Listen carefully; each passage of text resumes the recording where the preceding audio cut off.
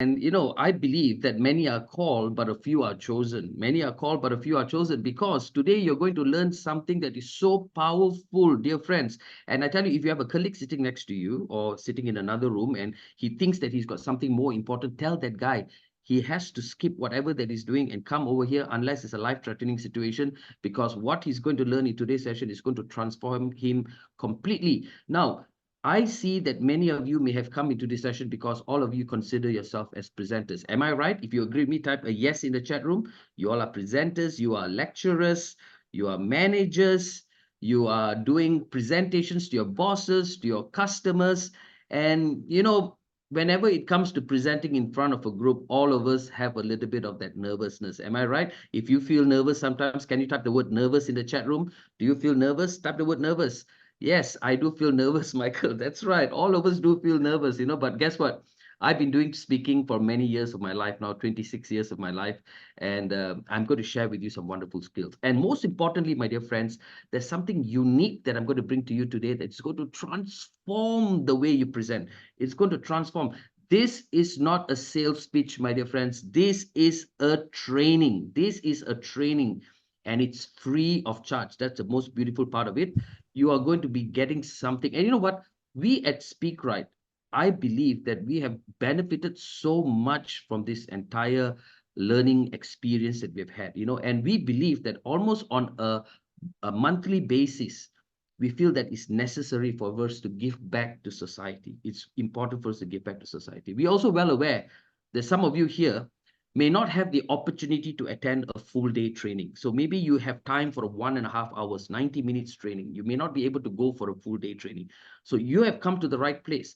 What if I told you that an entire 8-hour training has been condensed to 1.5 hours to give you the most important tips that you can use almost instantaneously in your next training session? Would you be excited about that? If you're excited, type the word yes, I'm excited, or just type the word excited there. Let's hear it, my dear friends. If you're excited, yes, excellent, excellent. I promise you, you are not going to waste your time in this session. I'm going to start it right away, right now.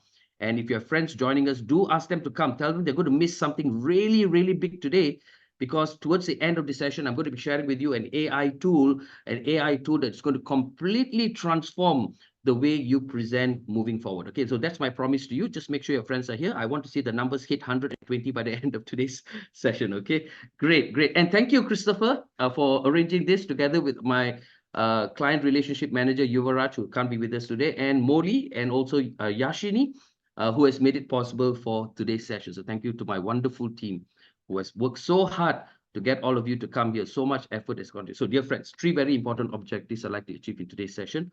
Number 1 is to develop an objective mental model about presentations. Very often we tend to start off our whole journey of presenting with the wrong mental model, or you could call it a mindset, an attitude, a perspective, a paradigm. And often the paradigm is flawed. And I'm going to share with you a very objective paradigm we all need to have. And if for those of you, especially those of you who are below 35 years old, and if you hate the idea of standing in front or doing a virtual presentation like the one I'm doing right now, well, I want you to alter that mental model. Number 2, we are going to share with you 3 practical ideas for your next presentation, my dear friends. Something that you're going to apply immediately. It's not a theory, it's an application. And I'm very sad for those people who registered and didn't come for this program, because they're going to miss something so powerful today. And I'm going to share it with you today. 3 practical ideas that right after this session, if you use it, you will see the improvement almost instantaneously. And perhaps some of you too are wondering, Michael, I'm eager on the last one. And what is that? And that is to identify AI tools that enhances your content and delivery. So if you are excited about AI, can you just type the word AI in the chat room? Let's take a look. How many of you are still present with me here? How many of you are excited about AI? Let's take a look. All right, let's see. Oops, sorry. Okay, excellent. So I think all of you are definitely on board with me on this whole AI experience. Yeah, and I'm going to be revealing that to you in a short while, and how this is going to transform your entire experience. So AI, dear friends, I want to just say to you early, it could be your biggest friend, a greatest friend. but it also can be your biggest enemy. Do you agree? Yes or no? Do you agree with me? Yes or no? And I'm telling you, we need to use AI responsibly, my dear friends. And I'm going to share with you some disaster stories of people who use AI and embarrass themselves. So you must fall into the category of people who do things right, because in Speak Right, we do things by putting a big focus on ethics. And especially for those of you who are lecturers who are coming from the education background, I'm going to show you how even using AI, you would not compromise on quality, ethics, and integrity. Okay.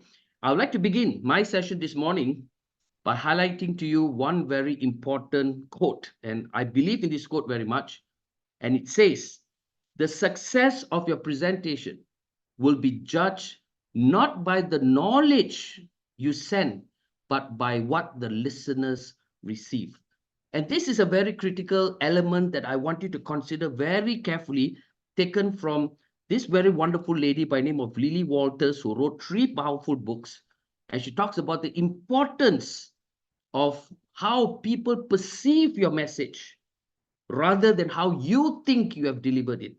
So even now, when I'm doing this session with you this morning, I'm well aware of the fact that we are talking to people from a variety of background, people from a variety of age group, people from a variety of positions, and more importantly, people who come from a variety of language, understanding, and grasp. So with that in mind, I've got to make sure that my presentation this morning appeals to almost everyone. And you might say it can be a very difficult process, but that's the part we in Speak Right, from our namesake, Speak Right, demonstrates the ability to communicate in a way that most of the people in the room is able to appreciate it, dear friends. So as I'm telling you this, I want to ask you to recall back your last presentation that you did, whether it's to your superiors, or maybe it's to your customers, or perhaps to your students. What sort of response did you get from them? Did they just simply nod their heads and kept quiet after that? Did they comment something seeking for more clarification? Or did you see a certain body language where people were completely upset or completely lost by what you had to say? Now, if you are in that category, dear friends, congratulations, you have come to the right place, because we are going to be helping you solve that problem. And that's right. That's what Shahida's mentioned just now. We need to get feedback from people from evaluations. Like, we as trainers and facilitators, we get our feedbacks almost on a daily basis for every training sessions that we run. And we are interested to know how our presentation has impacted the listener and how that has actually altered the way they think and the way they do things moving forward. So with that in mind, dear friends, are you ready to learn the mental model on presentation? If you are ready, type the word ready in the chat room. Let's take a look. Type the word ready in the chat room. Excellent. Thank you, Suraima, Amirul. Well done. Hamiza, Noria, Stella, Sukme, Gekling. Wow, fantastic. You guys are wonderful. Wonderful. Aima, Nesha. Oh, I'm meeting a lot of new friends today, you know. Desmond Liu, Wei Yi, Irene. Excellent. Let me begin. Let me begin right now. How do we... Hey, Puyi, good to see you again, Puyi. Some of my students or some of my old clients also here. Thank you so much. Good to see all of you here. And let me begin by sharing with you the mental model, dear friends. And please lean in when you learn this. The mental model number 1 is, we as presenters need to know the purpose of our speaking. And so I want to ask you in your last presentation that you did, have you discovered, before you presented, did you ask this important question? Why? Why am I doing this presentation? When I prepared for this presentation, when Christopher told me that, Michael, I want you to run a session on presenting to influence with AI tools. As I was preparing, I'm asking myself this question, why am I doing this? And the answer that came crystal clear in my mind was, the reason I'm doing this is because I want to equip my learners on how to be ready and prepared and confident in their next presentation through the tools that I'm going to share with them. And I was very clear about that. I'm very clear that I want to help the people who are present in today's session to be able to apply everything that I've learned. So it's not just theory, dear friends. It's much more than theories. Everything that you see here, you will never be able to find it on the internet because it was developed from ground zero. We need to know the purpose of our speaking. The second one, we also need to know who our audience are. Who are they? And very importantly, what their needs are. And would you agree with me that when you talk to your bosses versus talking to your employees, the needs are different? When we talk about bosses, they are interested to know on results. They're interested to know on outcomes. They're interested to know on solutions. But when you talk to employees, dear friends, what do you think they will be interested in? Can you type it out into the chat room?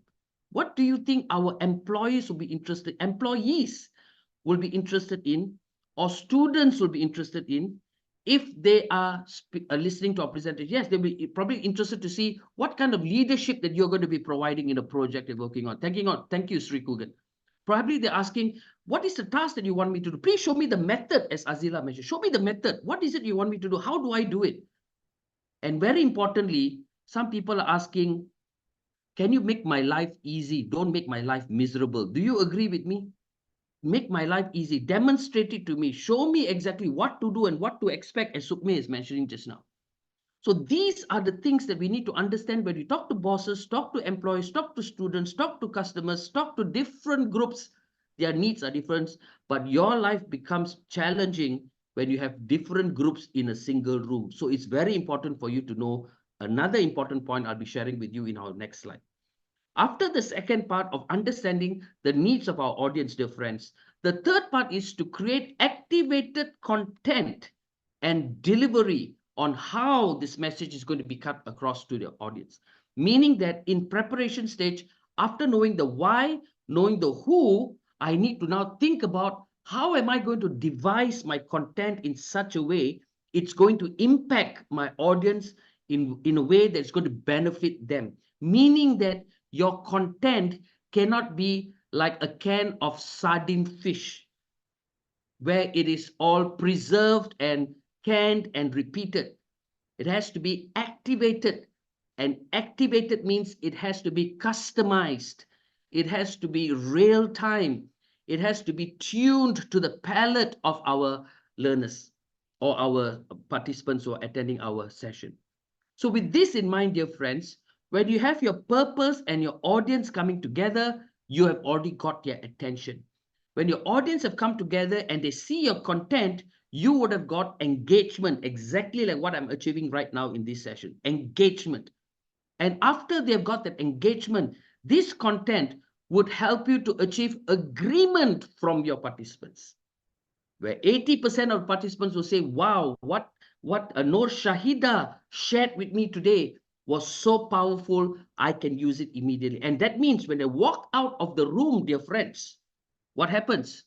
Action takes place.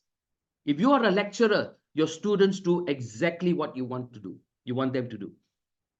If you are a sales manager or a marketing manager and you're talking to a group of customers, they support your plan. They buy your product. If you are talking to a superior and you ask for a budget, guess what? They would give you the budget that you asked for. So as this man in the screen is showing here, in your last workplace presentation, did you first assess these 3 areas before stepping up to speak? If you did that, please type a yes. If you did no, please type a no. If you think you did some of it, type a some. Let's take a look at what are some of the responses we're getting over here. Let's take a look. Oh, wow. Some of you say yes. Very good. Very good. Congratulations, Nitya, Aima, Amiza, Suraima. Well done. I see a lot of answers coming. No, winging it, which is bad. Okay. Thank you, Angelo. You're being very honest. Appreciate that. And Ellen Sin, you're not sure. Maybe, yeah, Ellen, maybe you may have accidentally done it without you even realizing it. I'm just putting a terminology to it right now. Okay. So congratulations if you may have used some of them. All right. Excellent, my dear friends. Thank you so much for your wonderful response during the session. So therefore, in conclusion, in my first part, dear friends, we need to have this clear mental model. Take a print screen of this page if you need to, and tell yourself the next time you're going to do your presentation, are you clear on the purpose? Do you know who the audience are and what their needs are? And have you created content that is activated and delivery that is suitable to the need of your audience. A question that Amirul is asking, what and when? That's a very good question, Amirul. This will fall under the content part of your presentation. When we talk about a how, Amirul, we are talking about a preparation stage. Before I go into the presentation, I need to think about what are the content that would be suitable to the audience, and that question that you stated there, which is the what and when, will be answered in the content of a presentation. Meaning that if I'm talking to a customer who's interested on timelines, then the when becomes a very important content to that customer. However, if I'm talking to another customer, he's not interested in when, but he's more interested before that. What is it that you want to talk about? Give me an introduction. That's when your content will have a deeper understanding of the what. So it all depends on what your content is in order for you to decide which elements that you want to introduce. So thank you so much for that point, Amiru. So there you go, dear friends. You have got the mental model and presentation. And I would like to encourage you that you will take a very important step moving forward after this to be sensitive to the different types of audience that you're dealing with. And how do you actually prepare yourself before you go for your next presentation? All right, excellent. So if you're able to follow me so far, just type the word yes, I'm able to follow, or just type the word yes, or just type the word follow over there. Great, thank you. Thank you so much. Well done, my dear friends. You know, running a virtual presentation, you might also be in that situation sometimes. And I want to demonstrate whatever that we're teaching here today. When you run a virtual presentation like this, you need to engage with your audience by asking them to respond to you as often as possible. So are you doing that in your last presentation? That's something that you want to ask about very carefully. Now, let's move into the second objective for today's session, and that is to talk about the 3 practical ideas that we are going to be introducing to you today that is going to help you prepare more effectively for your next presentation. But before I do that, my dear friends, let me first share with you a story. I recall there's one time I was asked to do a presentation for a client. And in that presentation, I was actually asked to pitch on a very important project that we wanted to win. When I went into the room and I started the presentation, I was pretty certain that I was on the right track until suddenly I saw one of the senior managers who is the primary audience of that particular presentation started moving his head in a way that caused my blood pressure to go up like 20-30% each time he did that. And that's the part where I knew that something was not right about my presentation. And then I stopped my presentation and I asked him, Mr. Smith, is there something that I'm saying that does not seem to resonate with you? And he says, of course. You are suggesting a proposal that causes almost all my employees to come for your session. And let me ask you this question, Michael. Who is going to be running the operations while they attend your training? And I thought, wow, that's such a wonderful question that he's asked. And immediately after that, I actually showed him another slide that I had prepared where it showed a session where it's broken down into smaller milestone pieces where it does not require all the employees to attend at the same time. And then suddenly his head started going this way. So which means to say, dear friends, that when your audience are seated in your presentation, do not take silence as agreement. He just moved his head in disagreement, but he did not say anything. I had to ask the question. And then I knew his concern. But the good thing here is because I had the right mental model on presentation, if you take a look at the second Venn diagram over here, I already knew that if I were to present A option, some people may agree, some people may not agree, but I need to have a B option. And good thing I had a B option. And from the look on his face, dear friends, I was pretty certain that he was more impressed that I was ready with an alternative plan. And therefore, I got that project in that particular organization. So dear friends, as we move into the next part, I want you to understand that audience demography is a very important element in our presentation preparation. So let me introduce that to you right now. Audience demography talks about the need for you and I to establish who is our primary and secondary audience and look out for their expectations. So can you type the word primary and secondary in the chat room? I want you to get it recorded into your system. Primary and secondary. Just type it out into the chat room. Let's take a look how fast you can. Congratulations, Suraima. You are a very fast person who types on the screen. Wow, excellent. You guys are fantastic. Doing a great job. Super, super engaged. So excited by this. Okay, so don't forget this, dear friends. Very important, I'm telling you. 8 hours training session, you're going to get it in 1.5 hours, okay? So primary and secondary audience. Let me begin by sharing with you this picture. Now, do you like this picture? If you like this picture, type the word like in the chat room. Do you like this picture? Is it nice? I mean, is it okay? Is it all right? Okay, okay lah, okay, can accept. Well, I want to tell you a secret. You can't find this picture on the internet because this is a generative AI image. A generative AI image. That's right. Because we are very concerned about copyrights these days. And if you actually have the paid version of ChatGPT version 4.0, you can actually put it into the ChatGPT image of a group of people in a presentation, and you'll have an image created specially for you, dear friends. And probably many of you already know that. Probably some of you have heard about it. Maybe some of you are using the free version of ChatGPT. Well, if you get the paid version, these are some of the wonderful things. Of course, there are other options out there, but I'm just going to use this image to illustrate a point about primary and secondary audience. So what do we have here? We have the speaker up there. We've got the manager who's sitting right in front of her and a few participants here. We're going to select a few participants here for our case study. This gentleman here, as far as this presenter is concerned, is the division head of the company. And if you think about it very carefully, her presentation, she's preparing primarily for the division head because the division head wants to know what is the updates on that division.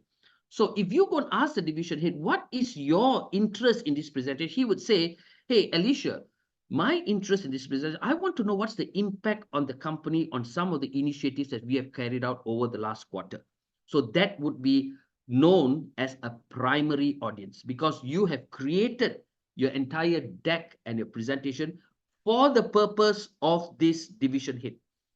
So he falls under the category of primary audience. Meaning to say, dear friends, 70 to 80% of your content must be focused on your primary audience.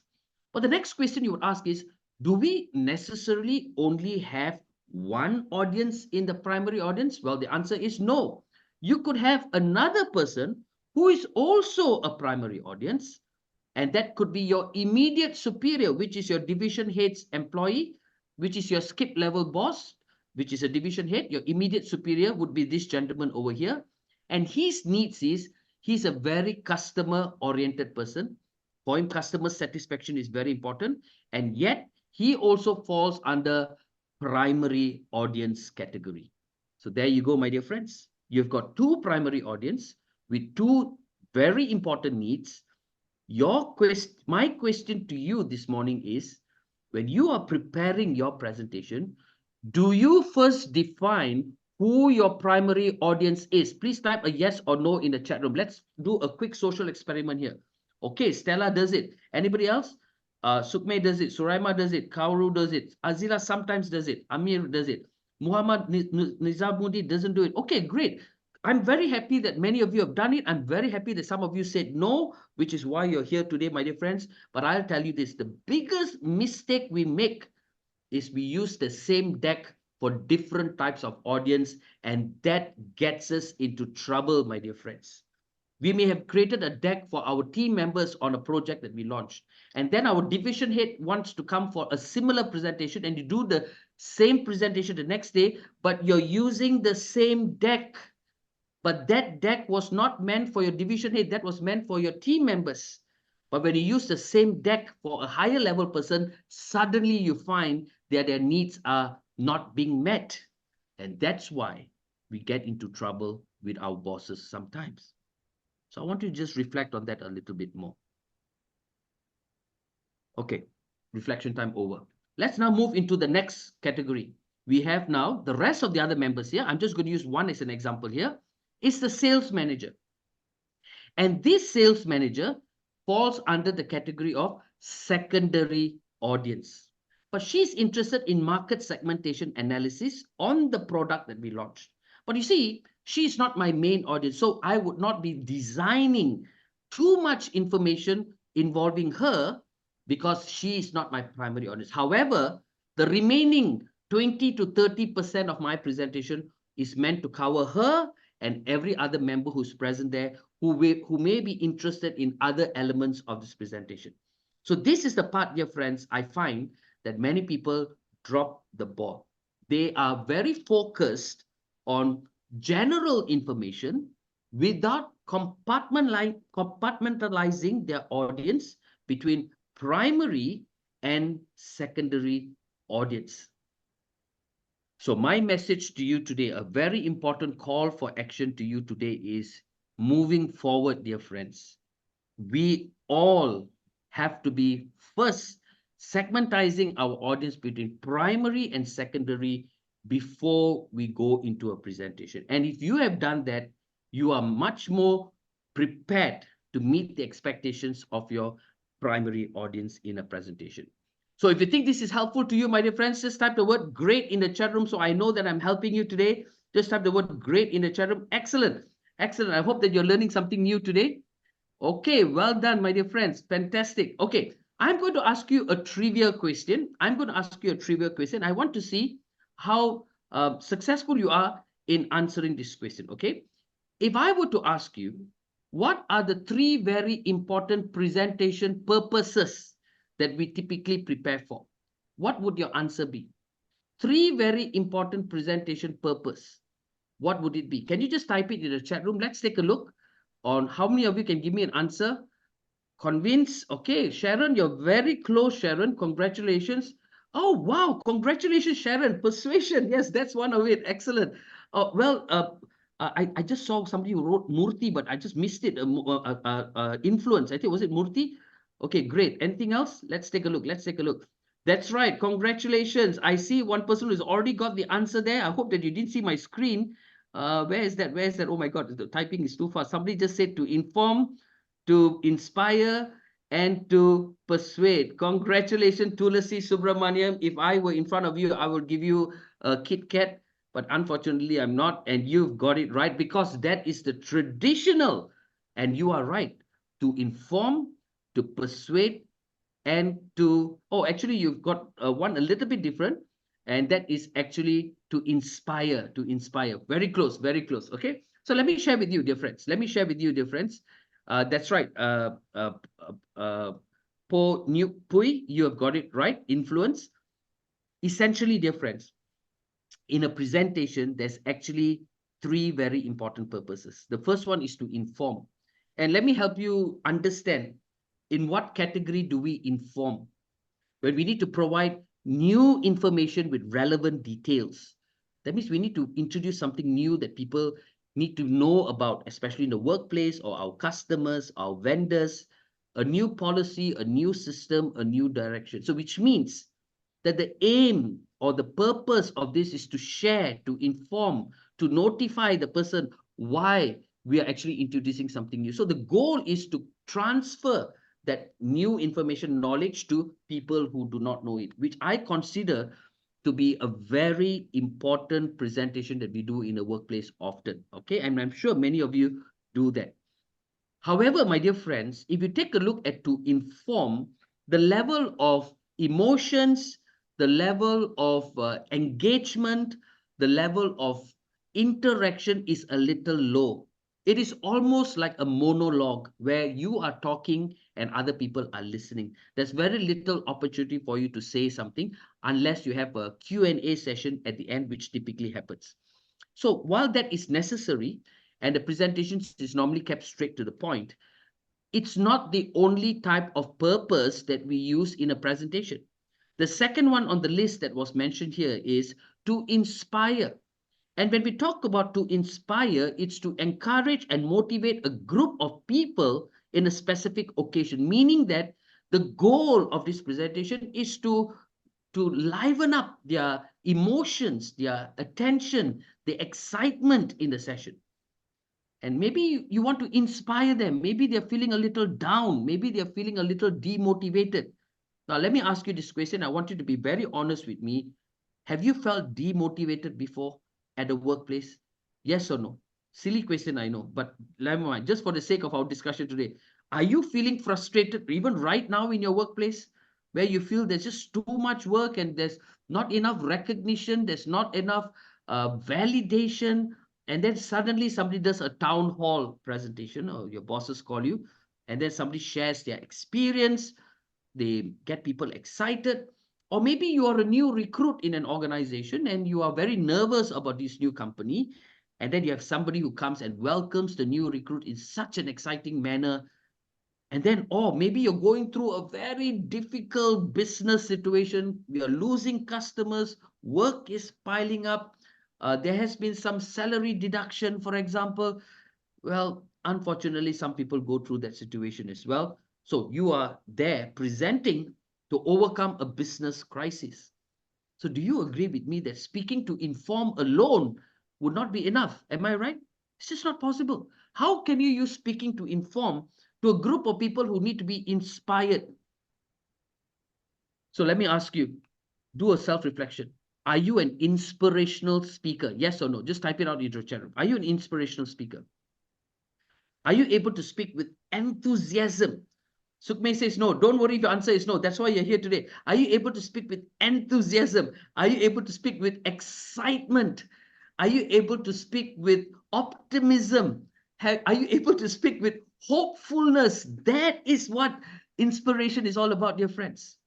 And I do know that there are some Toastmasters members who might be present here. How many of you are Toastmasters? Just type the word I am in the chat room. You are a member of Toastmasters International. Sri Kugan, thank you so much. Good to see you here. Anybody else? Okay, so Sri Kugan would share and Kauru would share what is it like to be inspirational. Maybe I could invite Sri Kugan. Sri Kugan, could you just unmute yourself?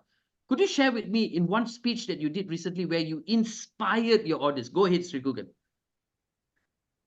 One speech. Well, I was giving a presentation about evaluation, how to Right. evaluate others, how to give feedback and all that.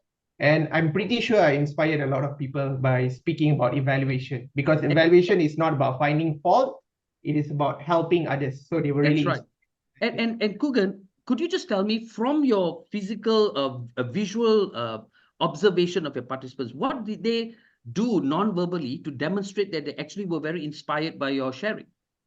Smile. They Oh, they're smiled. smiling? They smiled, and when I was cracking up some jokes, when I looked into the slides and all that, they laughed and stuff like that. And Wow, they asked congratulations, questions. Kugan. The best thing for me is they ask questions in the end. It means that they are engaged and they can follow what I'm saying.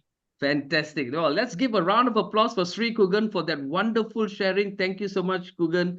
That was such a excellent sharing about what you are doing in inspiring your audience. Yes, and for those of you, dear friends, who like to have a platform for you to be able to inspire, please click on Sri Kugan's name. And he will give you some information on how you could join a Toastmasters, which is a non-profit organization to help you become a better presenter. I've been in Toastmasters for 25 years, my dear friends, and it has truly transformed the way I inspire people. Thank you, Kugan. And the third one, dear friends, is to persuade. That's what was mentioned just now. To persuade. And what is the difference between inspire and to persuade? To inspire, you're basically trying to wow the audience and trying to get their dopamines to flow, trying to get their oxytocins to flow, trying to get their endorphins to flow, all right? But into persuade, it goes a deeper level, dear friends. It's to move people into action willingly with their best effort. And that's the important part about persuasion, meaning that at the end of your presentation, there is a call to action. Can you type the word call to action into the chat room? There is a call to action. That's right. CTA, Nur Shahida, well done. Call to action, meaning that you must be clear. What action do you want your customers to take? What action do you want your students to take? What action do you want your colleagues to take? What action do you want your bosses to take? That is persuasion, dear friends. And in all honesty, that can be our most difficult part. Wouldn't you agree? It is very hard because human beings are very complex machinery, very complex entity, very complex organism. And you know what? They don't simply agree with you. So for an example, you need to maybe get them to support the new use of a new system, or maybe implementing a new customer retention program within your organization that needs the support of the team. And sometimes people are very comfortable with their old way of doing things. Maybe they're comfortable with the heritage, the legacies that is present in the organization. And you wonder, why should I do anything differently, right? And so imagine if you are a presenter at that point. That's why you're coming for this session, because you need to learn the ways on how you could influence this audience, influence them to such a way they don't only say yes, but they also alter their actions to support the initiative that you are bringing in your presentation. So, dear friends, 3, presentation purpose: to inform, to inspire, to persuade. And I would consider this the foundation of any presentation. And I want to thank Toastmasters for creating that need in me as a presenter, that today speaking is my career. Speaking is my career because I remember these 3 points in every presentation that I go for. So this is the second very important thing for you to take note of. The first one is to understand the your audience demography, and the second one is to look at how this focuses on the presentation models that we typically use, which is the purpose of the presentation, which is to inform, to inspire, and to persuade.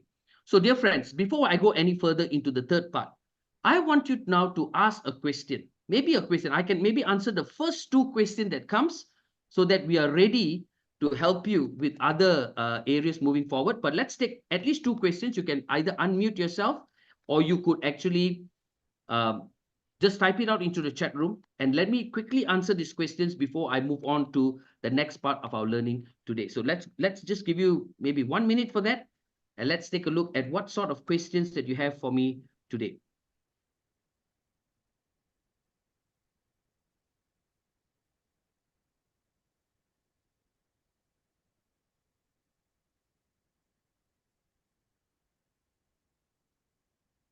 Okay, Amirul says, yes, sometimes the purpose can combine all 3. Definitely, Amirul. There could be situations where you need to know what is, that there could be elements of informing, there could be elements of inspiring, and also persuading. However, Amirul, you also need to take note on which area do you need to put more focus on, meaning that there could be 20% of informing and maybe 20% of inspiring, but you need to spend about 60% in the area of persuasion, because you need to show them clear action steps that you're going to take to make things happen. So yeah, you will probably need to put more focus on that particular area. So that's one thing that you might also want to think about when you focus on ensuring that you choose the right elements into your presentation. Any other questions that people want to ask? This is a good time for you to bring it up, and I'm happy to answer it. Let's just give you another 30 seconds for that. This is a good time for you to ask questions if you're not familiar, if you need some help in certain areas, my dear friends, and I'm here to assist you. Let's keep this session as interactive as possible so that you benefit most from this particular session. Let's take a look at any other questions coming up. All right, so far it looks like everybody is quite clear. And if you're quite clear, we are ready to move on to our next part, and that is the communication style, which is our third very important element for learning. Amirul is asking, inform about the company. Yes, inspire with staff testimonials and awards, and persuade staff to stay. Excellent, excellent, Amirul. You already have a very good structure over here. Now, what you want to down focus on is which area do you want to put more attention on, which is going to meet the objective of your presentation. Well done, Amirul. Thank you so much for the suggestion over there. Now, let's take a look at 3 practical ideas on communication styles. Now, when you talk about delivering your presentation to your audience, you must understand that part of the structure is to also understand how your audience actually processes that information. And typically, we see that people have 4 different communication styles that is also very much related to their thinking styles. And their thinking styles could also alter depending on the situation. So there are traditionally 4 types of communication styles that is also related to thinking styles that I come to see quite prevalent in many presentations. And I want to reveal to you, when you are actually starting off a presentation, how can you use these different communication styles to appeal to your audience in such a way that they become more receptive and your content becomes more acceptable to them. So the first communication style I want to talk to you about is what is known as a people style. Now, what is a people style? A people style is a person who wants the presenter to be more friendly, maybe start with a little bit of small talk, perhaps a person who's a little bit more amiable in the way he communicates with with the participants, making them feel comfortable at the early stage of your presentation. Now, I'm teaching you something that you'll never hear anywhere else before. I've come to realize that using a people style communication at the start of your presentation, in most cases, will be very well accepted by your audience. So how can you use that?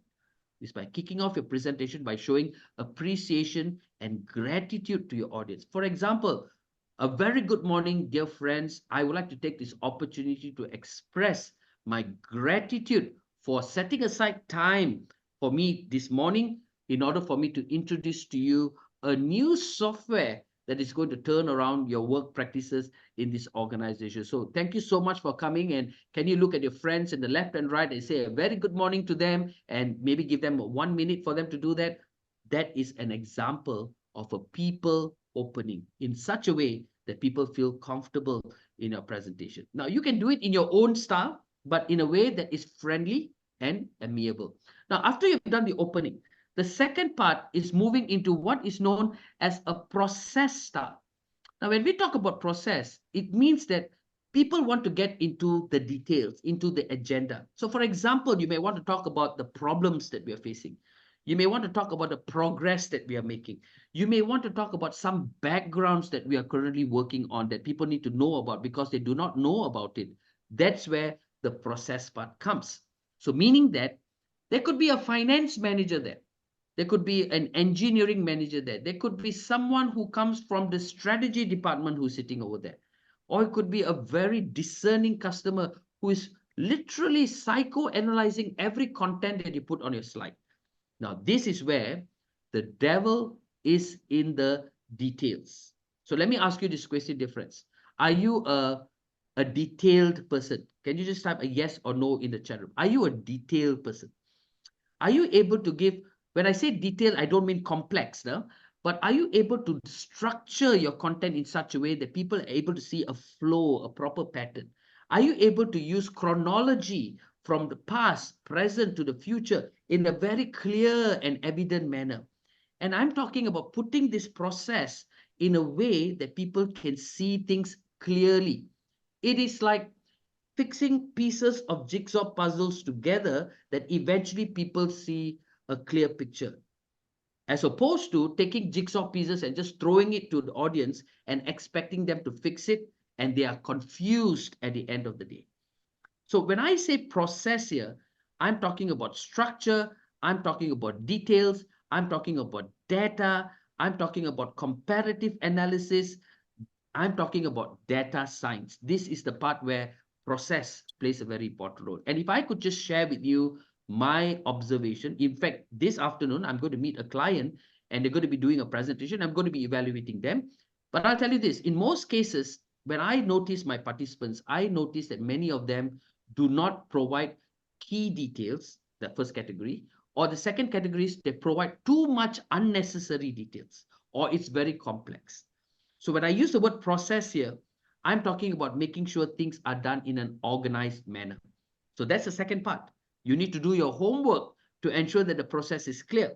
The third part, dear friends, is after we know a little bit of the background, some data, some root cause, now people are ready to talk about the ideas. Is there something new that we need to deliberate on to provide a solution, a pathway, or a direction, a brainstorming session perhaps? A session where you have several options for people to navigate through a particular challenge or an opportunity that they want to seize. So which means that whatever that you share, it must be innovative. Don't tell me something I've heard of before. Tell me something that has been repackaged, Tell me something that has been improved, not something that reinvents the wheel. Meaning that, my dear friends, part of being a good presenter, you also need to do your homework to find out what are some of the best practices out there. But when you present it to your management or when you present it to a customer, you do not want to present something which is already present out there. You want to be the first, the most, the only, the best, meaning that you are trying to offer something that people have not heard of before. So you could have some incremental improvements on best practices that is already out there. So this is a critical part of this area. That's why it's a gray area, because you're going to be deliberating several ideas. Hopefully, your participants will be excited by it. Now, once you have proposed a few ideas, maybe you have done your analysis and you have noted that this, out of the three options, you are quite certain that option 3 is the best idea moving forward for that customer, for that student, for that boss, for that colleagues of yours, for the project team. Then what do? You move on to your last part, which is the action part, where you define steps that are to be taken to see to the successful way forward and state what help is needed from the team members in order for this project to be successful. So when you are able to do that in such a way, my dear friends, then your presentation would sound something like this. A very good afternoon, dear friends, and thank you so much for coming to my presentation today. I'm very excited to see some familiar faces, and I'm also seeing some new faces here. And I certainly hope by the end of the presentation, I get to know you a little better. And dear friends, I'm ready to begin my presentation. And let me start off by sharing with you the agenda for today's session. Number one, I'm going to talk to you about some of our success stories in our enterprise resource planning system and how it has tremendously helped us. Number two, I'm going to also share with you, unfortunately, we are also facing with some challenges of our system and how that needs to be addressed. Okay, so let me begin. So one of the biggest success of our enterprise resource planning system, it has successfully integrated several departments together, at least I would say 90% of departments together, to ensure that we are talking to each other in one single platform. Isn't that wonderful? We've been using that for the last 7 years, and I think many of you have stated in your feedback forms before that this system has helped you. However, my dear friends, while we talk also about the strength of the system, we also encountered several issues. Now, 10 years ago, we only had 2 customers, and our enterprise resource system was very suitable to manage 2 customers. But 7 years later, thank God for this, we've got new customers. And according to our record, we have a total of 27 customers that we have at the moment. From 2023 to 2024, we had an addition of 15 customers just in that 2 years. Our revenue has grown from a 10 million a year company. Today, we are recording something approximately of 20 million ringgit expected for this year.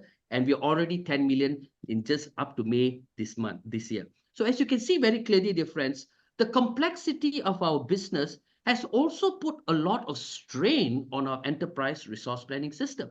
A system that was predominantly designed for 1 or 2 customers. Today, we have to deal with 20 over customers, and you could imagine the system gets a little wacky sometimes. So under that circumstances, dear friends, the reason we are here today is to actually share with you several ideas. Ideas that I believe is going to transform the way we work. But I've got to be very honest with you. Some of these ideas would also require us tweaking the system in a very deep way. But rest assured, I'm here to hear from you as well. Nothing that I talk about is cast in stone. Many of the things I share is certainly up for discussion and debate. So I want to assure you of that. So let me share with you idea number 1. We can take a look at our enterprise resource system and ask our vendor to actually add plugins to actually improve the need for the system to be more versatile in dealing with 27 over customers. That's one option. However, upon checking with our vendors, the cost to actually do these plugins is going to cost us nothing short of US 15,000 ringgit for the, US $15,000 for the first initiation.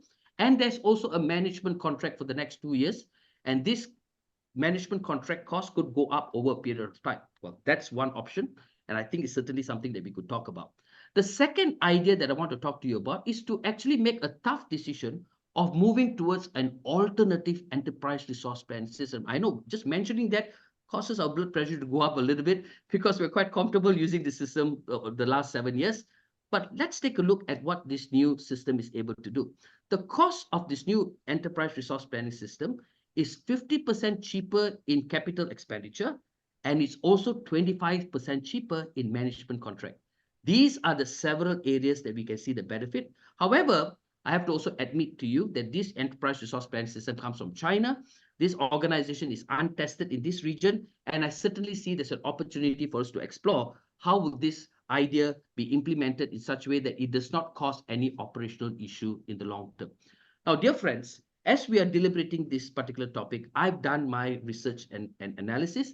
I've done a comparative analysis, and it's certainly up for debate, but I just want you to know that under our current circumstances, especially with the increase of number of customers who are demanding things to be done in very short time, going into the second system and transferring all our data from a legacy system to a new system is going to take at least 90 days for full transition to complete. Under that circumstances, I would like to recommend that we move into the first idea, that is an incremental plugins to our existing enterprise resource planning system. Rest assured, dear friends, I'm actually going to be dropping an email to you to show you how each of your department could actually help us make this successful. Whether you're from finance or from HR or from operations or from customer service, each of you will have a role to play. But I want to also promise you that I'm going to make the system as seamless as possible. But as I promised you, we are not going to implement this immediately. All I ask you today is just one very important action, dear friends. As soon as this meeting is over, kindly take a look at that email. Take a look at the areas that impact you and tell me, would this be possible? If you don't agree with it, maybe you could give me a suggestion, and I'm certainly happy to deliberate and to see how we maybe can create a hybrid system of some sort to ensure that our enterprise resource planning system works well for everybody. At the end of the day, my dear friends, through your concerted effort, I'm pretty certain that our ERP system is going to serve us not just for another 10 million ringgit this year to 20 million, but maybe over 50 million in the coming years. And I'm certainly looking forward to your support. So thank you so much for your time. So there you go, my dear friends. I actually demonstrated to you all the way from people, process, idea, and action in a very fast and a rapid way. Normally, a presentation doesn't take that fast, but just to give you an idea, could you give me some feedback? Do you feel that this four-step process would help you in your next presentation? Yes or no? All right, excellent. Thank you so much. Thank you so much. Of course, you may have your own way of speaking, your own style. Of course, don't worry about it. You know, we respect everybody's style. I know I'm a little bit of a dramatic speaker, but I'm a very people person. You may be a very process person. You may be a very idea person or an action person. It doesn't matter. The point here is that when you are speaking, you need to connect with different communication styles as a structure. And I promise you, my dear friends, this is something that I've improvised over the years, and it has been so helpful to me. And I hope that the next presentation that you do, try experimenting these four styles and ask your team members whether this actually helps you. Hamiza says it's good, especially when dealing with unexpected trainees. That's right. You are completely right, Hamiza. Dealing with the trainees, with the people style certainly works with them because they see that you're very nice. You're very kind. You're very approachable, as somebody mentioned just now. So this is going to be something that would be very helpful to you. So let me do a quick recap on our second objective for today, my dear friends. Number one, I shared with you the importance of dividing between a primary and secondary audience. If you still remember, that's going to be a very important learning that I shared with you just now. And the second very important area, I talked to you about the difference between three different purposes, which is to inform, to inspire, to persuade.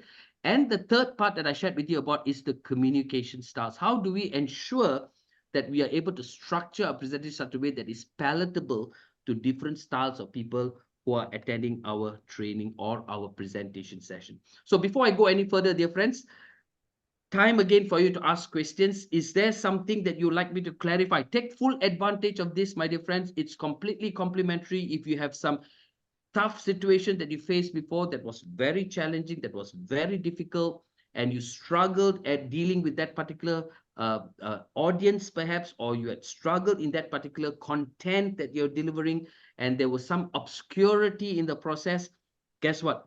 This is the time for you to ask me. So I'm just going to give you 1 minute during the time just to hear if there's anything you'd like to ask. You can also unmute yourself. You can also ask questions, or you can also type it into the chat. 1 minute for that. All right, Cheryl Ng has asked a question.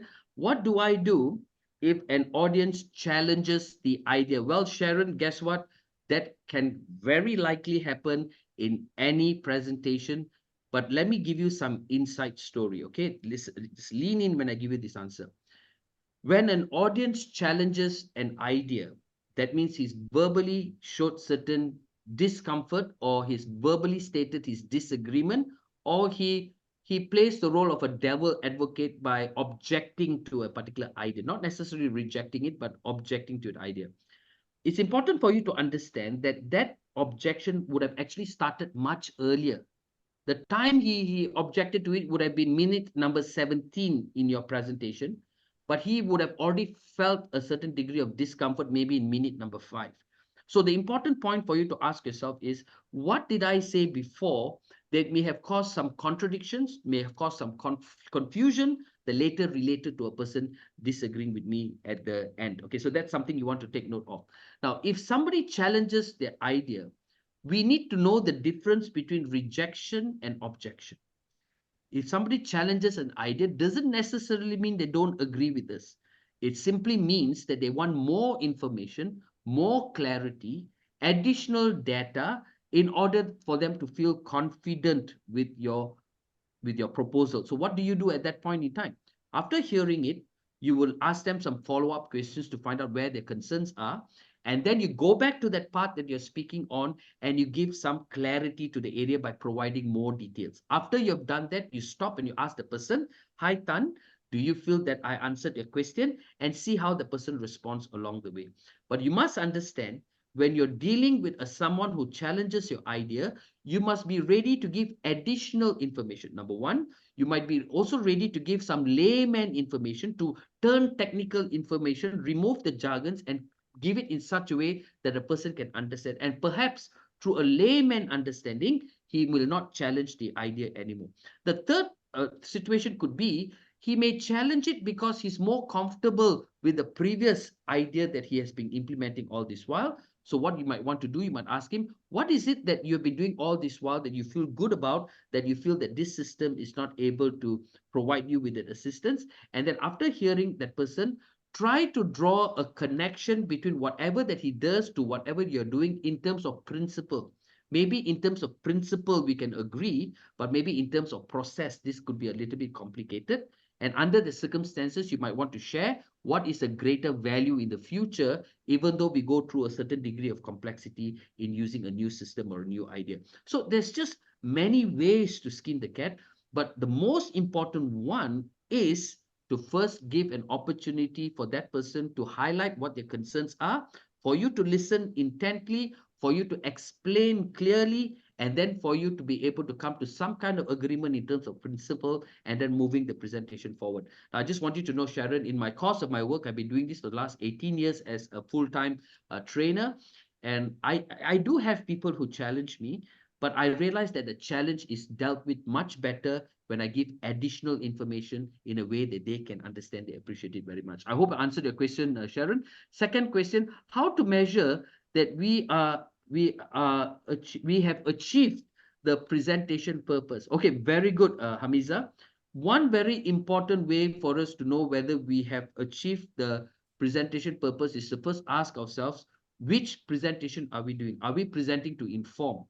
If you're presenting to inform, that means we need to know whether the knowledge has gone across. Then I would invite somebody to maybe give a recap of what they understood. And if they understood it, that means you're right.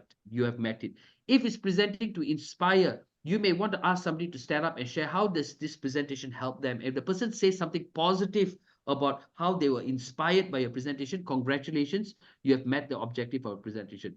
If it's presenting to persuade, during the end of the presentation, when you've asked them a call for action, a call to action, and if nobody disagrees with you and somebody stands up and says, you know what, we are here to support you, tell us what we need to do, and they're supportive of it, then you'll be able to assess whether the implementation was done successfully after your presentation, meaning you're going to assess the implementation part, because persuading means action needs to be done after. If they all supported you after the presentation, then you can safely say that the presentation is successful. So meaning to say, we need to first determine what is the purpose of the presentation between inform, inspire, and persuade. Second, I hope that answered your question, Hamiza. Not on the content and style, what's some of the strategy tips to keep the presentation energy up and constant? Yeah, that's a great question, JM. That is something that a lot of people ask me during a presentation, and I'll give you one very important one. One, like what we're doing in this presentation, one of the important ways is we cannot just do one-way communication. We need to stop, ask for questions. We need to stop, ask people to give feedback. We need to stop and do some kind of three-way communication where people are talking to each other to think about what was covered about. Meaning to say, there could not be a monologue in a presentation. A monologue is where only the presenter speaks and everybody else listens. When you're dealing with adults, JM, you need to give them an opportunity to ask questions, to share their comments, to talk with each other in the team. And when you do that regularly, you'll find the energy level will be up all the time. Siti Zahara says how to deal with an audience that often plays with their phones and works during training sessions. Any ideas on how to remind them in a nice way so that they don't feel like we're being too strict as trainers? So Siti Zahara is taking for a very different perspective because she's not talking about being a speaker. She's talking about being a trainer. Now, what's the difference between these two? A speaker speaks maybe maximum an hour or maybe half an hour. That's about it. But a trainer would go somewhere between 6.5 hours to 8 hours. Life can be pretty miserable under that circumstances when people are using their phone very often. Now, in my career, when I see people do that, two things I tell myself. Number one, maybe my presentation is not interesting enough that holds the attention of the audience. So I must ask myself, in what way can I have data or maybe a video or do some activity that's so interesting that the phone pales in comparison to the presentation or the training that I'm conducting. That's the first one. I'll judge the quality of my content, my activities, and things like that. But however, Siti Zahara, I just want you to know that sometimes you could have a very powerful presentation or a training, and yet people are on their phone. You know why? They just got a message that their wife is pregnant. Now, you tell me now, when your wife sends a message, hey, I'm pregnant, I just found out. Do you think anything happening in front of you is going to be more important than this? Of course, this becomes more important. Or you have a boss is saying, hey, a customer is complaining they didn't receive the shipment. What am I going to do? Nothing, the whole world collapses around him, my dear friends, because he starts dealing with this particular issue. The whole mind will be completely lost during that time. So you know what I'll suggest to you do, Siti Zahara? Don't beat up yourself if somebody uses the phone. It simply means that maybe the interesting level could be improved, or the person is going through a very difficult situation, and that takes priority versus whatever is happening. Now, the important thing is this, Siti. How do we ensure that this doesn't go on too long? That's the part, it shows a pattern. If it shows that people on the phone too long, no need to blame anybody. Let's blame ourselves. Something about our training is not good. So what then do you need to do? Throughout the training, you need to start using names. You call up that person's name several times. Hey, hi, Siti. Could you share with me a situation where you had dealt with a difficult customer and how did you deal with it? So she's on the phone, right? And you're asking her a question that she can certainly answer, not a trivia where she may not know the answer or something that you shared earlier and you're asking her to repeat it. Don't do that. Don't embarrass them. So she stops the phone. Well, customer complaint. Yeah, I've dealt with a customer complaint before. And then she shares the story, right? For that moment, the phone is not being used. So one way is you could just connect to that person, get that person to speak a little bit, ask questions that they can answer, or you can also move a little closer to that particular table and talk as if you're talking to everyone, but your voice gets louder because you're next to the person and she knows that you've already noticed it. The phone will automatically come down. The key here, Siti Zahara, is never embarrass your audience. Do you agree with me? Type a yes or no in the chat room, Siti, or the rest of you. Never embarrass your audience. That's the worst thing that we could do, my dear friends. I've been doing this for many years, and I always believe that we have to respect our learners. We have to respect our audience. That's very important. All right.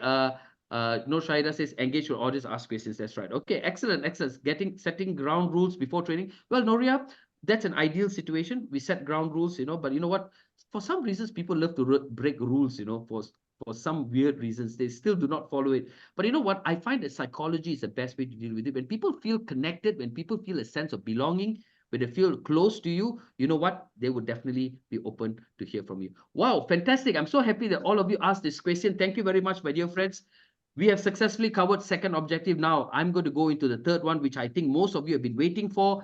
And this is the part, my dear friends, if your friends didn't come, you know what? They've just lost out big time in today's session. We are going to be sharing something very, very interesting with you today. We are going to move into the third part, and that is how do we use AI in presentation. And if you're excited about this, my dear friends, type the word excited in the chat room. Let's hear it. Let's hear it. Come on. If you're excited, let's type the word excited, because you're going to learn something that's going to blow your mind away. Some of it you may have used before.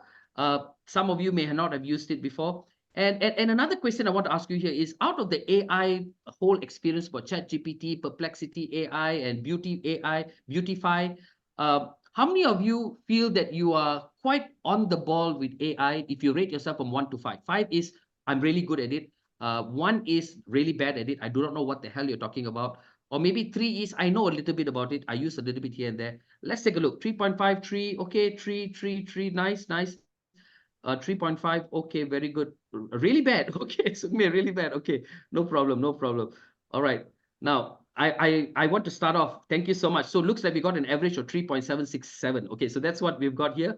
Most of you are in the 6th category, 3 categories, so we're going to move it up here. So first of all, I want to say AI tools are relevant to a presenter. I'm talking about AI from a presentation standpoint. Are we clear?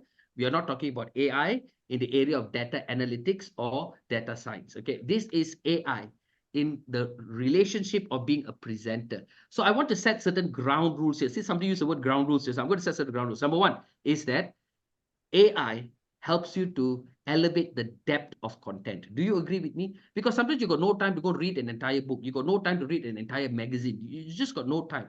And if you go to a typical AI tutorial, okay, AI tutorial, they will tell you that AI is developed by neural networks. There's over complex neural networks that has got different patterns for it to look for data in the internet. Okay, and that's how AI is actually formed. So it is very important for you to understand that the AI tool, for me as a presenter, it uses the power of this system, the ChatGPT, developed by Sam Walton and everything else that comes with it, to actually help you deep dive in data that is already available in the internet, as opposed to what Google does. What Google does is it starts looking for complete data, which means that you will not be able to pinpoint the data straight away. You need to go read the whole article, and then only it picks out the data. You cannot zoom straight into it. But what AI does is it uses a very complex neural network to pull in the data based on the questions you ask, straight to the point that you're looking for, and keeping it concise. How wonderful is that? And that's the power of it. Okay. Number 2, I'm going to share with you now, from a presenter standpoint, how AI can help you enhance the level of professionalism of your presentation. But I'm going to also have some what you call terms and conditions, terma and shara. Okay, very important, this part. How do you use AI to elevate the professionalism of your presentation? The third part here is, which I think it's super important. If you are a very busy presenter and you've got no time to be, looking for data and all that stuff to do some study, AI will help you reduce time taken to prepare for presentation. But also another sidebar, there's also a note there that AI can be wrong. So you need to also verify the authenticity of the data that AI gives. Very often I've noticed certain prepositions that they use also could be wrong, that needs to be altered when you're putting the content into your slide. So be very careful on that. Now, having said that, dear friends, it's also very important for me to tell you what AI is not. Because if you are a lecturer here today, one of the biggest challenge that you're facing is that your students are using AI to develop their materials. Am I correct to say that? They're doing their assignments using AI. So it's very important now as presenters for us to know how to use AI in such a way we don't fall into this trap. AI is not to change your identity as a presenter. I want to emphasize this. Don't go to LinkedIn. Let me give you an example. And go and put a copywriting that you use from AI, and you park it as a comment you put in LinkedIn. Nothing can be more super embarrassing than that. Because you know why? When you put so nice copywriting, and then somebody says, wow, I saw John and he put such a wonderful testimony. I really feel I want to ask John whether he wants to work in my company or not. You're a recruiter, right? And you call John for an interview. And after talking to John, you realize that for every 5 sentences, he's got 6 grammatical mistakes. And then you wonder, what the hell happened? How is it that his copywriting in LinkedIn is so beautiful, but his real person is a different person? Now, let me ask you this. Do you notice this happening on some of our platforms? Yes or no? Just type it out in the chat room, dear friends. Yes or no? Do you see this happening, dear friends? Do you feel that you notice people who put comments on certain platforms that sound so professional, but in real life, they are not so professional as it is? Have you encountered that before? And this is a real example that was shared by a LinkedIn influencer recently, where she met up with this particular person, hoping to partner with that person, and then later realized what she saw on LinkedIn and what she saw in the real person in his actual presentation was not the same. So let me tell you something. AI as a presenter, not as a copywriter. If you're just writing and copywriting is different story. But AI as a presenter can be your biggest friend or can be your greatest enemy. Because let me tell you this, in conducting a training like this, my dear friends, me speaking to you right now, AI cannot help me, dear friends. I need to be a good speaker. I need to be a good presenter. If not, there's no way that the AI can help me at this point in time. So let's not misrepresent ourselves on social media. Let's not misrepresent ourselves in our PowerPoint slides.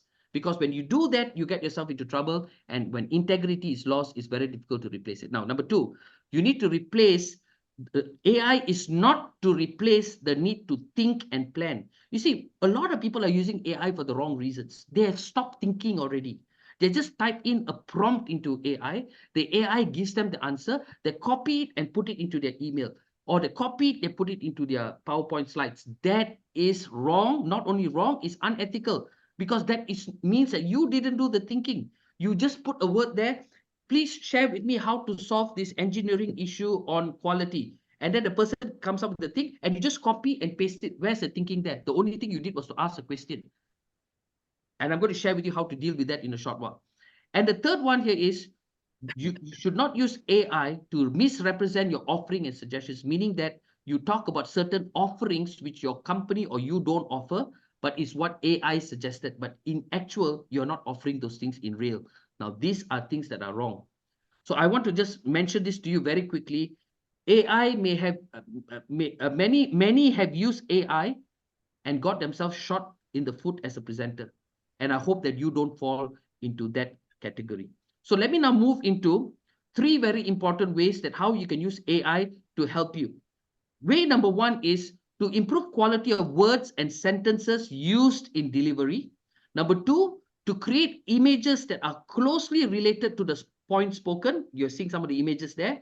And number three, real-time evaluation of speech delivery. I'm going to share with you an app that you can use from your computer screen, and that can actually test whether your evaluation of your presentation is good or otherwise. So these are the three areas that we're going to look at.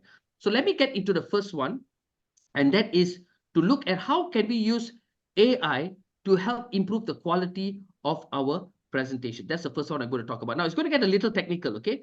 But I hope that you journey with me on this. Now, first point here is, before you actually prepare your content, you need to outline your content first.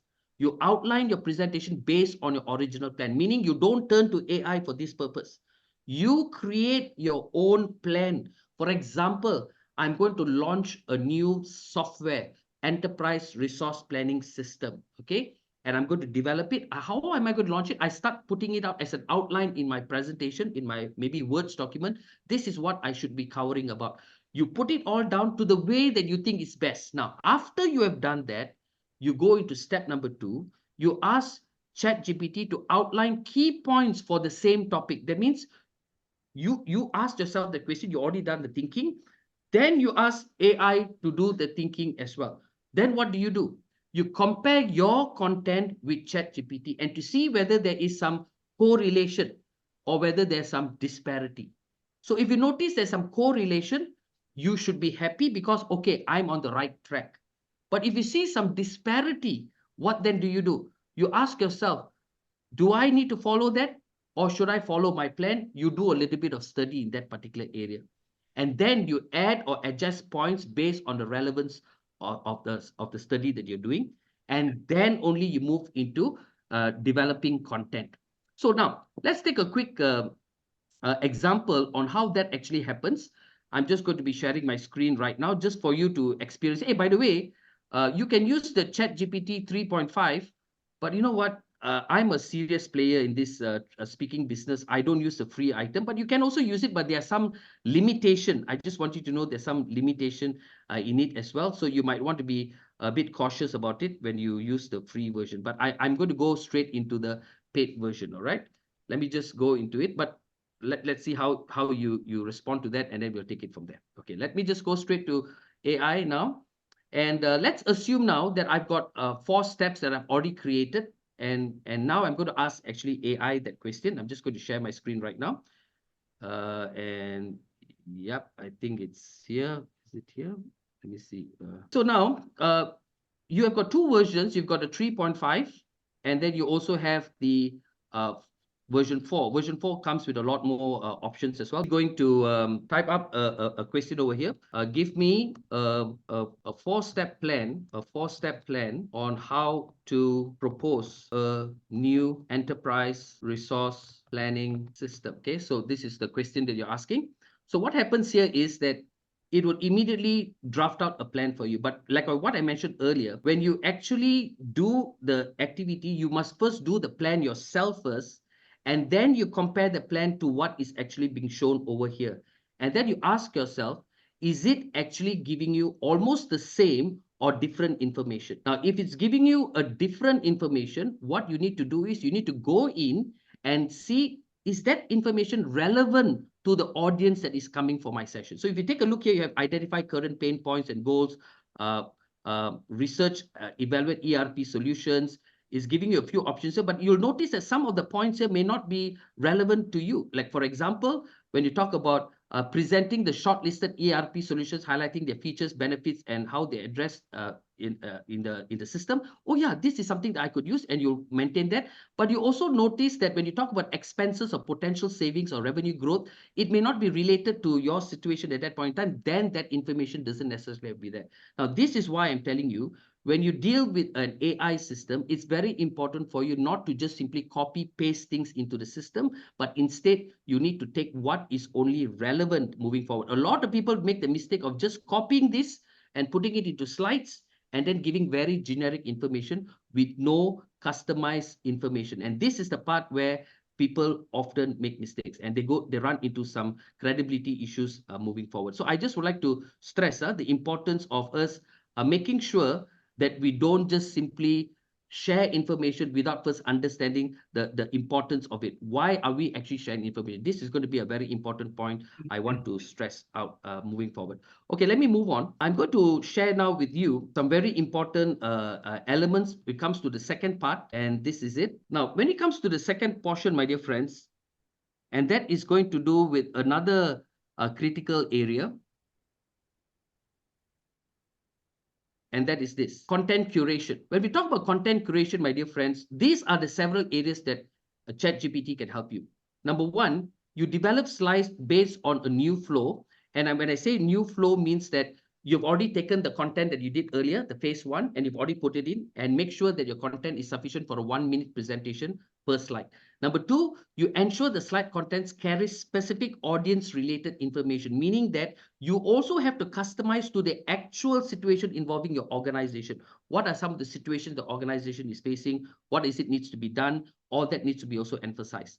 You cannot just simply use generic information from ChatGPT. Then you seek help from ChatGPT on ideas for slide illustration. Now, this is a very powerful part where you can actually tell ChatGPT, what can I do to actually enhance my slide? Now, I'll tell you some of the limitation. Even in the paid version of ChatGPT, when you put a slide attached into ChatGPT and you ask them to beautify it, it doesn't come out proper. But what ChatGPT is able to do is to give you ideas on how to make your slides even more interesting. And the fourth one here is you could actually create copyright-free images from ChatGPT to enhance your slides. When you actually key in the information, images of members of the team working together, it will take about 30 seconds to generate the image, and you can just copy the image and put it into your PowerPoint slides, exactly like what I did just now. And the last part here is you could also add supplementary information to enhance your content display. And a lot of people are just doing general prompt search, but I'm telling you, you could take it to the next level. For example, you could put ask the ChatGPT to give you quotes, very specific quotes involving certain industries, for example.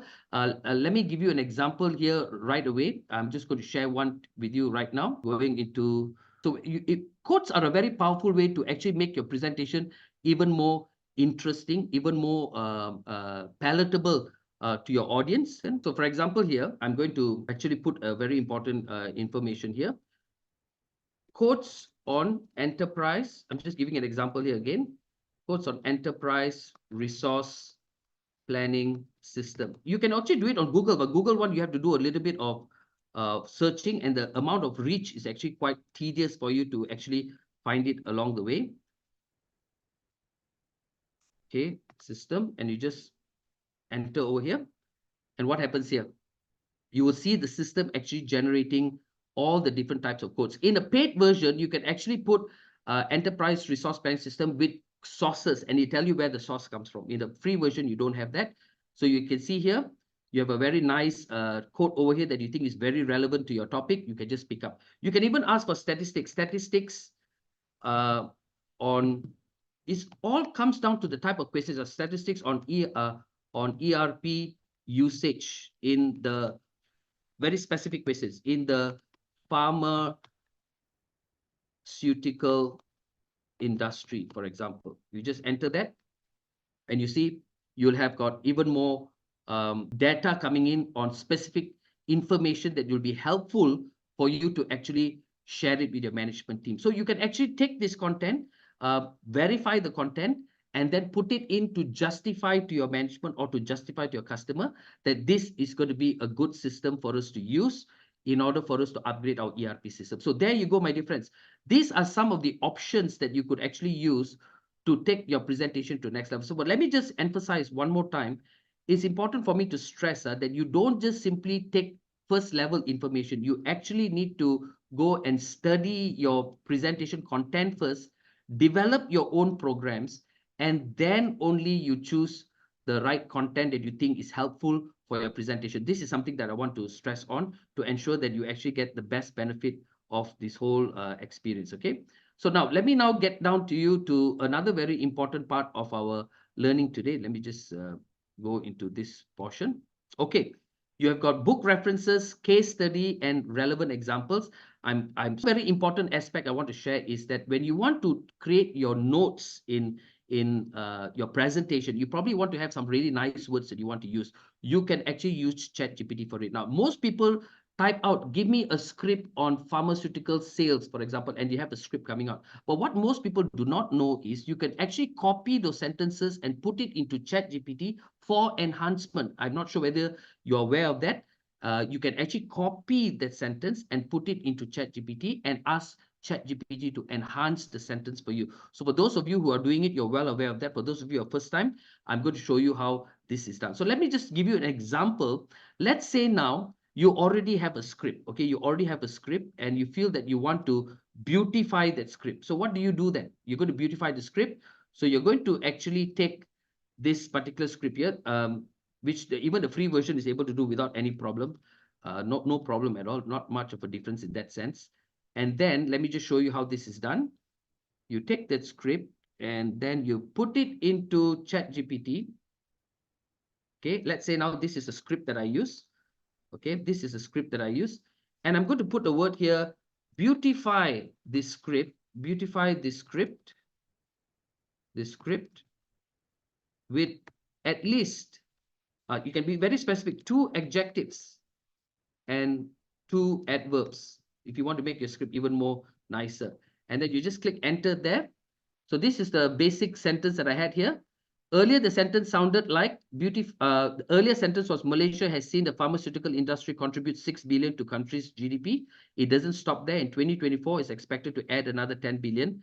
As you can see, nothing is going to stop this train. We are here to take full advantage. Now, I asked you to beautify it, right? Let's take a look at beautify it. Remarkably, Malaysia has witnessed the pharmaceutical industry contribute a substantial 6 billion to the country's GDP, but that's not all. In 2024, it's anticipated to further augment the GDP by another 10 billion. Clearly, nothing is going to halt this accelerating momentum. Now, this accelerating momentum is an adjective, and we are poised to fully capitalize on this burgeoning growth. Now, if you want to use some really powerful words just to make it even more powerful, you can actually add that in a highly efficient manner. So if you can see here very clearly, we have actually used adjectives and adverbs to further further make our sentence even more powerful. But you're not going to be using it word by word, right? Some of you might say, okay, I just want to know what are some of the nice words I could use. But overall, Mike, I want to summarize this into a small sentence. What do I do then? Copy this and you want to put it into your notes and you want to make it a bit shorter, right? You will state it here. Summarize this into 10 words. Okay, this is just for you to know what is the keywords for each of the slide that you want to cover later, and you just put it here. What happens here? It will actually take the whole long sentence and make it into short sentence. Malaysia's pharmaceutical industry propels GDP with remarkable growth prospects ahead. So this could be a summary statement that you want to make at the end of that presentation that you're doing. So if you can see very clearly, my dear friends, the content is still yours. You didn't ask ChatGPT to create the content for you. The content is still yours. You did your survey research on that. And then you took the content, wrote your own words in it, and then you asked ChatGPT to enhance it for you. Now, that is the part where I'm telling you, ChatGPT would make a big, big difference. Now, if you paid version, it will give you something different like images, which I showed you in some of the slides just now. And it will also will give you references if you want to know where the content comes from. Now, my dear friends, the very important part I want to share with you here today is another one, the last tool I want to share with you, which is known as Yoodly, okay? Yoodly, Y-O-O-D-L-Y. Now, for those of you who are new presenters and you know you have a little bit of struggle on getting somebody to evaluate how good you are, well, I'm happy to let you know there is actually a website that actually helps you in this particular area. And let me share it with you. I know I'm going a little bit beyond time, but just bear with me on this one. I'm going to show you how this actually works. And once you use this model, my dear friends, you are going to find this particular website so helpful for you in making sure that you're able to get evaluations on your presentations almost instantaneously using AI. Now, that's the part that we're going to talk about right now. And let me show you how this is going to actually happen. And the best part is most of it is free. If you go for a little bit more, then you'll have a little bit more, you got to pay a little bit of money, but it's not very expensive. I just want to show you that. So let me just share with you this particular screen. I'm going to go into Yoodly and share a screen right now. Now, if you can see my screen, can you just type a yes in the chat room? If you can see my screen, just type a yes in the chat room. So I know that okay, this is going to be very powerful. This is probably one of the most important. ChatGPT, a lot of people know about it. I just giving you some more details here. But this one is super crazy, my dear friends, super crazy. This AI at its best and it's super cheap. It's also free in most cases. Now, all you need to do is, let's say now, you want to do a presentation, but you do not know whether your presentation is good or otherwise. So you're going to do a rehearsal. So what you're going to do is you're going to click this word presentation over here, and it raises a curtain. Okay, let me see whether I can switch on the video here while my video is on. Okay, it looks like I've got to. Okay, so what you're seeing here is you see a screen appearing here. I think I've got to switch off my video on the Zoom first. Just give me a second while I do that. Okay, now you can see me. You can see me on screen. Can you see me on the screen now, my dear friends? We can just type a word "can" in the chat room so that I'm not missing anybody. Can you see me on the screen? Christopher, you can see me? Yes, we can see you, Okay, Mr. okay. So now what I'm going to do is I'm actually going to present to myself on screen, and the AI is going to be listening to me, okay? And it has to be at least 45 seconds. Okay, so I'm going to click start over here. 3, 2, 1. A very good afternoon, dear friends, and a very warm welcome to our presentation today. My name is Michael Xavier, and I'm super excited to see all of you present here this afternoon because we are going to be talking to you the importance of implementing enterprise resource planning system within the organization. So one of the important areas that we feel that enterprise planning is important is because it helps us to actually manage our systems effectively so that our customers are able to implement their shipments on time. That's what we are doing. Okay. All right. Now, you would have noticed I purposely put some verbal pauses there because I want the system to capture the fillers that I'm doing. So was purposely done. Okay, are you ready now? So what you're going to do here is you're going to click View Analysis, and voila, something beautiful happens at this point. I think I made so many verbal pauses that it's taking a lot of time to analyze that. And so what happens here is it actually tabulates whatever that you said just now in your presentation. At what second, everything is on the left. You can see everything that you said here is stated over here. Can you see the is highlighted over here? Okay, not only that, my dear friends, it also tells you what is the strength of your presentation. Your warm welcome sets a friendly tone, it states. It also tells you the area for improvement. This is where we need to improve on. It's highlighting it, some of the growth areas. For example, streamline your introduction to be more concise and reduce filler words. Did you notice I used a lot of filler words just now? It noticed the filler words, so that's a little bit of that.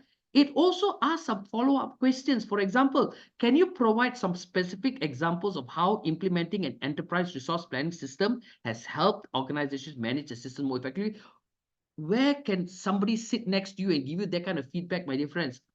And this is what the system is able to do. It asks you a follow-up question. Now, you think that's good enough, dear friends? Well, let me tell you something. Even tells you how could you make your presentation more concise, more ideas given here. Now, another powerful part. Click on analytics, my dear friends. Guess what do you see here? It tells you what are the repetitive words that you have used. You click the play button, it will actually make the sound back to you again. The weak words that you use, it also states what are some of the weak words that we use that is not so good. It also talks about the filler words that we use regularly. What are the typical fillers that we use? And it also tells us how effective is our conciseness level, which in this case is 46% more than we needed to. It says we need to be more concise, down to even 30%. So these are some of the suggestions that you're getting, which will be able to help you make your presentation even better.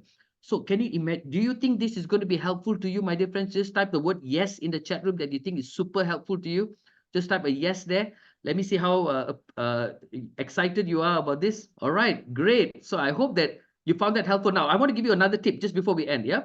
And that is this. If you take a look at this very carefully, my dear friends, you will notice that you have another option over here. You got interview, presentation, conversation. What basically happens is you can actually have a conversation with someone with AI, and you can reply, and it actually gives you a response on how effective your reply was. So if you're going to be having a conversation in interview, if you're going to be having a conversation in a presentation, or with a friend or a colleague, you just have to have the conversations going, and it will actually be able to assess how effective that conversation has gone. So this is some of the options that you got to use.